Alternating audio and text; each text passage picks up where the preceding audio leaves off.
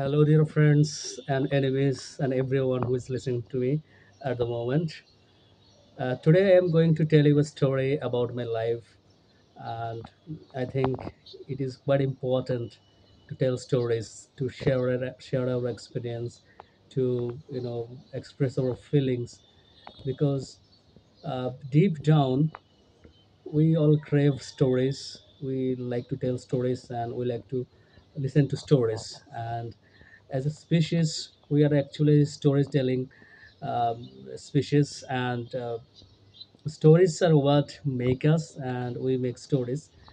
Um, so, without a further ado, I would like to dive deep into the story. It was in back in 2016.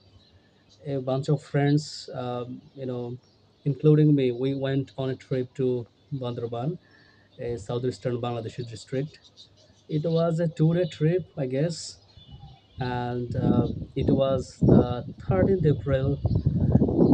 We enjoyed the whole day. We visited some places. Now, climbed up.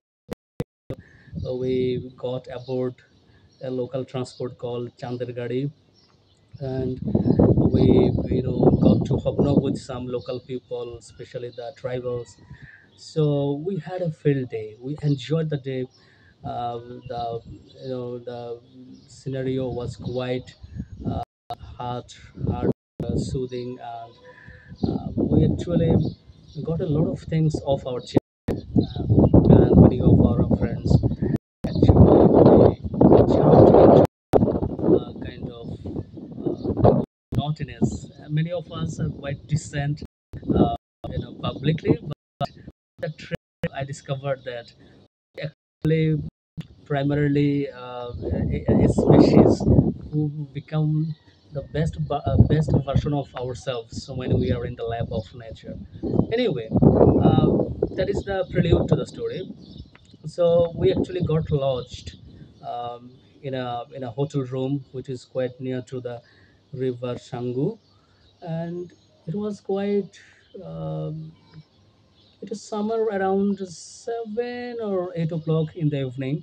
All of a sudden, we saw that our room is shaking, our feet are shaking, our chairs are shaking, and immediately we realized that there was an earthquake. And simply, we streamed out of the room onto the street. And one of our friends was stranded in the washroom. He was taking a shower, and electricity went off. We actually left him behind because we are running for our lives. So coming out with or without our shoes in, we just came out to see that there were so many people assembled on the street, in front of a building. So I saw that a Buddhist man was chanting some mantras from the Tripitaka, maybe, and he was praying to Lord Buddha for the protection from this disaster. A little away, I saw a Muslim man. He was praying to Almighty God to give him some protection. And as a Hindu, as I am not that religious, I was just, you know, standing there anxiously watching all around what was happening, the hullabaloo, the chaos, the prayers, the chit chats, the anxious exchanges, all these things I was exploring. So, see, here are three guys at least who belong to three different religious traditions, religious communities. So, we become united through our concerns. The concerns is about uh, death or the disaster that can harm all of us. And at the time, my father was trying to reach me through phone. He was calling me incessantly from the village home of Madanpur, which is on the southern tip of Kumilla, the Bangladeshi district of Kumilla. So he was calling me, and later on, I came to learn that the disaster also, the earthquake also had some ripple effects in our area as well. Trees got uprooted, houses got blown away, and people got scared.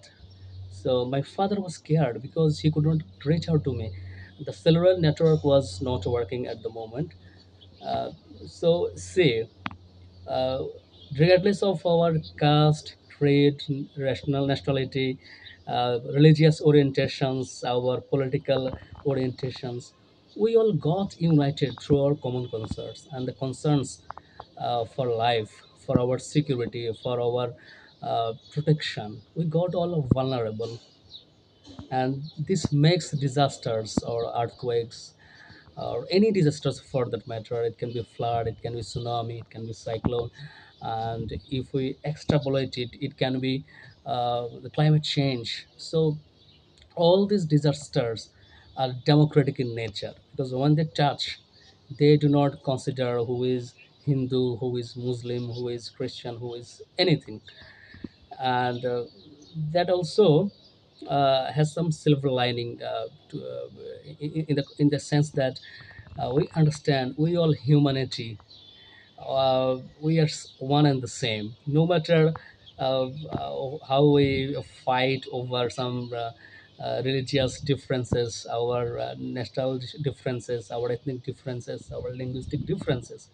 We all are somehow bound by our one common identity, one common platform on which we actually stand, and that is, of course, our humanity. So, as a human being, I would like to urge everyone who is listening to me should be more and more sensitive to our fellow brothers. Well, as I told you, we left of our friends back in the room. Basically, he was stranded in the shower. So why did we leave him? The thing is, actually, at the moment of crisis, we are actually for ourselves. We are selfish. But later on, we got ashamed of our selfishness. That's true. But yeah, so here are some contradictions as well. We are selfish at the same time. We are one and the same. So if we care for each other, if we are sensitive, if we are sensible, if we are sympathetic and empathetic and compassionate about our brothers and sisters from any communities, any cities, any political jerseys they don, uh, the language they speak. If we respect others and try to help each other, then I think the world will be a better place to live in. So that's the story I wanted to share with you. I hope you enjoyed the story, and I will come up with more stories of my personal life. Also, the stories I collected from my friends and others. Okay, thank you so much. God bless you. Have a nice